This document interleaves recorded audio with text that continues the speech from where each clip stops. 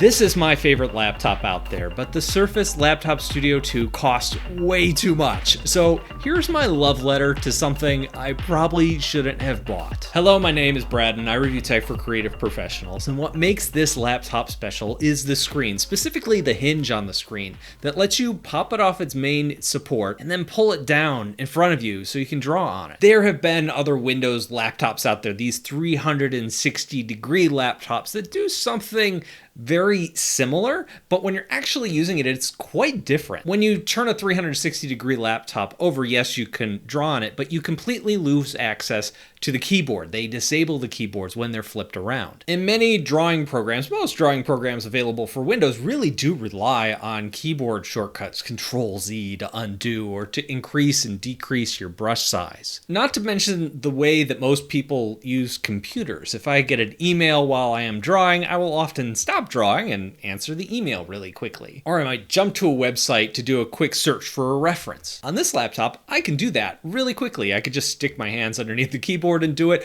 or I can just move the screen up really quickly and type. That little feature doesn't seem like much to a lot of people, but when you use a lot of these things, it's really, really nice to have. So I love the form factor of this laptop. I love the minimalist design of this laptop. Even though in pictures it looks a little bit odd. It's got this platter style design where it's got these different layers to it, but when you see it in real life, that minimalist feel really comes across because this thing is sitting on your desk, so you can't see the different levels, which look a little bit weird when you see photos of it. And the design makes the laptop seem thinner than it really is. And you can configure this thing with a discrete GPU. That's not something you find in other computers in the Microsoft Surface line.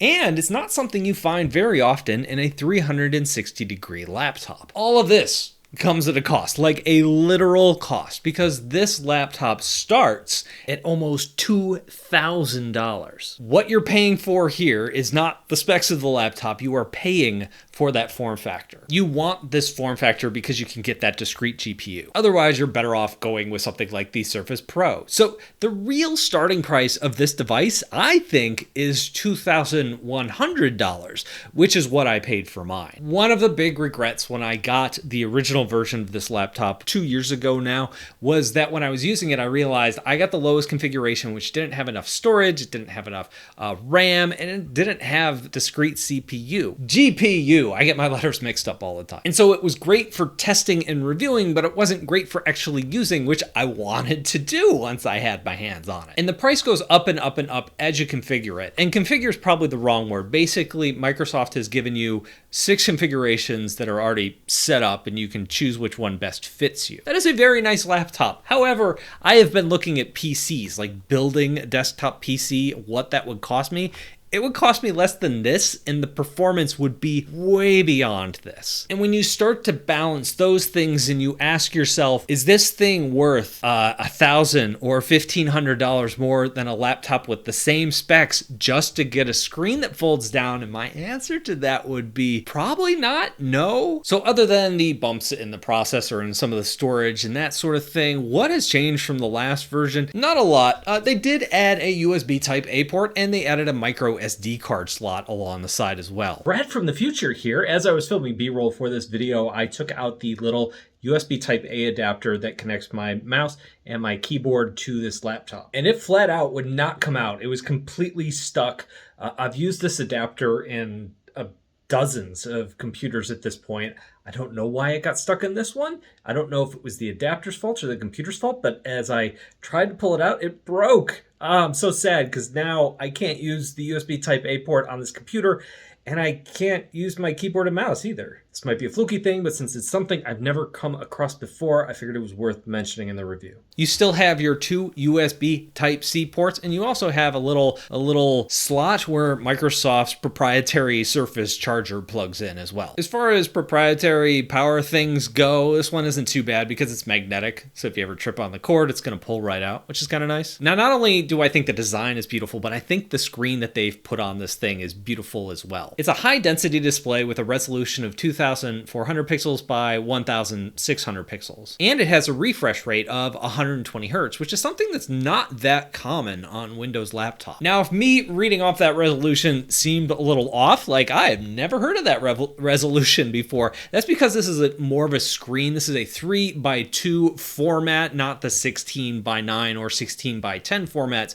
that you find on most laptops. For drawing, I kind of like the more squared off feel than the more, cinematic feel, but it really goes to preference. Of course, it's also a touch screen, there's multi-touch, and it has pen support. A lot more on that in a minute, because I definitely am going to be talking a lot about drawing because I love drawing. If you're interested in learning drawing, I have some courses over on my website, bradsartschool.com. The first of which is Learn to Draw in 60 Days, which is exactly what it sounds like. Every day there's a new lesson. Each lesson builds on itself, so as you learn one skill, the next day you learn another. Built for beginners from the ground up, 30-day money-back guarantee. And my other class is Intro to Digital Art, which is once we have those sketches, how do we transform those into digital art? How do you draw your pen lines? How do you color things in? And I teach you a lot of the tips and techniques that work in a lot of different digital art programs to take your art and really make it shine. Check out my website, bradsartschool.com, for more details on both of those courses. Now, like I said, I do like drawing on this, and it mainly comes down to this. This is the Surface Slim Pen 2. I want to put a disclaimer on this pen. If you're thinking, oh, I'll just grab any Surface pen that I find, they will work, but the Surface Slim Pen 2 is a step, maybe like 4 steps above the older Surface Pen. Those are wobbly and kind of janky, and they're not fun to draw with, and they're kind of frustrating, whereas the Surface Slim Pen 2 fixes so many of those problems. Now, this is a battery-powered pen, and one of the ways it recharges, the main way it recharges, is that it snaps magnetically to the bottom of this laptop. And that magnet is extraordinarily strong. It is hard to get that off. So you know it's working. You're not going to lose your pen if you slide this into a bag, but you might get carpal tunnel trying to take the pen off. On many devices, when you draw digitally, whether we're talking about an iPad, an Android tablet, or any of these Windows tablets, is you have a very smooth glass screen. And so when you're drawing with a plastic pen tip, it doesn't necessarily feel natural because we're used to drawing pencil on paper,